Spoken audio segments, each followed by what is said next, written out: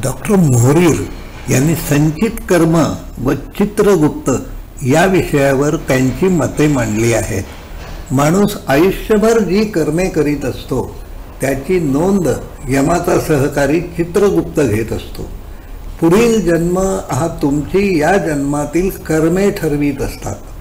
हिंदू सण संस्कारात वाढलेले मन चित्रगुप्त या संकल्पनेवर विश्वास ठेवते. पापपुण्याचे नियम त्यामधूनच तयार झाले आहेत. चित्रगुप्ताच्या कल्पनेत किती तथ्य आहे याचा तर्काला पटेल असा वैज्ञानिक खुलासा देण्याचा प्रयत्न डॉक्टर मोहरीर यांनी केला आहे. सभोवतालची परिस्थिती ही सतत बदलत असते. पर्यावरणाशी जुळवून घेताना DNA रचनेत योग्य बदल व्हायला हवा. DNAचा काही भाग झाकला जायला हवा तर काही सक्रिय व्हायला हवा. त्यासाठीची माहिती रेणूंमध्ये नोंदवलेली असायला हवी. जन्माच्या क्षणापासून अखेरचा श्वास सोडेपर्यंत जीवनात जे काही घडते त्याची नोंद प्रत्येक पेशीत ठेवली जात असते. सर्व सजीवांमध्ये DNA मिथायलेशनची प्रक्रिया अखंड चालू असते. बदलणाऱ्या परिस्थितीशी जुळवून घेणे जमायला हवे यासाठी या साऱ्या नोंदी ठेवल्या जातात. सजीवांच्या शरीरातील प्रत्येक पेशीत हरेक घटनेचा सारा तपशील शिल्लक ठेवला जातो.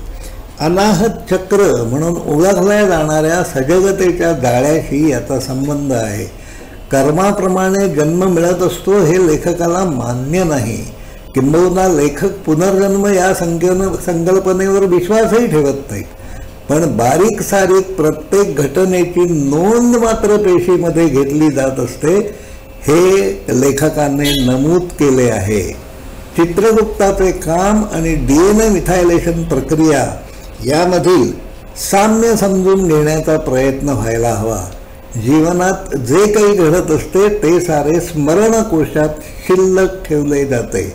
डोळे बंद करून बसणाऱ्या स्वतःच्या आत काय चालते हे पाहणाऱ्या साधकांना हे सारे कसे माहीत झाले हे आपल्याला कळू शकत नाही. वैदिक तत्त्वज्ञानातील तथ्य आधुनिक विज्ञानाच्या दृष्टिकोनातून तपासायला हवे. लेखकाने पुस्तकात तसे सुचविले आहे. पण अशा विषयावर संवाद करावा असे माणसांना वाटते का? बहुसंख्य समाजाला इंद्रियांना सुखवणारी साधने हवी आहेत. ही पैशांमधून विकत घेता येतात म्हणून माणसे भरपूर पैसे मिळवण्याच्या मागे लागली आहेत. ज्यांच्याकडे महामूर पैसे आहेत अशी बहुसंख्य माणसे सुखी आहेत का? याचे उत्तर ज्याचे त्याने निश्चित करावे लागेल. मानवी जीवनात जिज्ञासा, कुतूहल हे घटक महत्त्वाचे आहेत. मूलभूत संकल्पना समजून घ्याव्यात असे फार थोड्या माणसांना वाटते.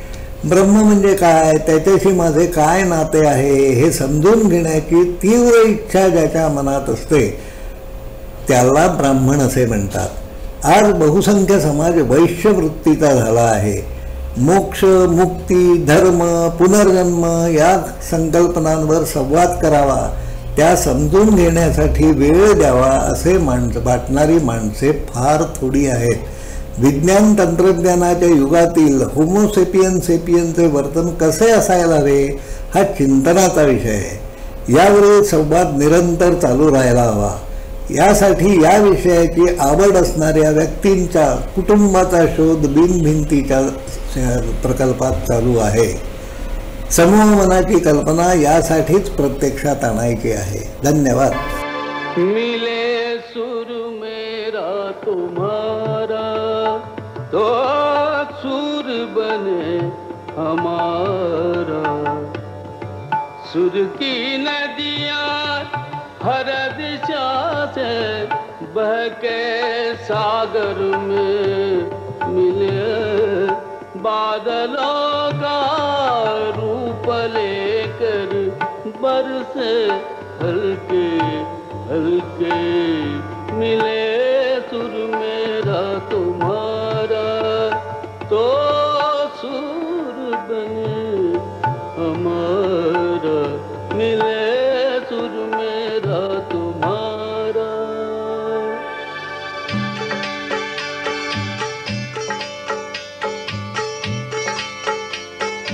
Chöin taraj thay mjöin इकवट बनिए संतरत। तेरा सुर मिले मेरे सुर दे नाल, मिलके बने एक